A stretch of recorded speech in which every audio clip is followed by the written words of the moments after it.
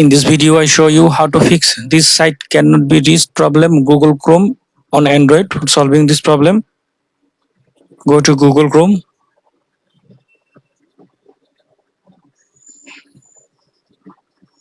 Now tap on three dot. Tap on settings. Now tap on privacy and security.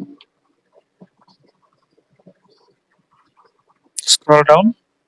Tap on use secure DNS. Tap on choose another provider. Tap on custom. Now tap on Cloudflare 1.1.1.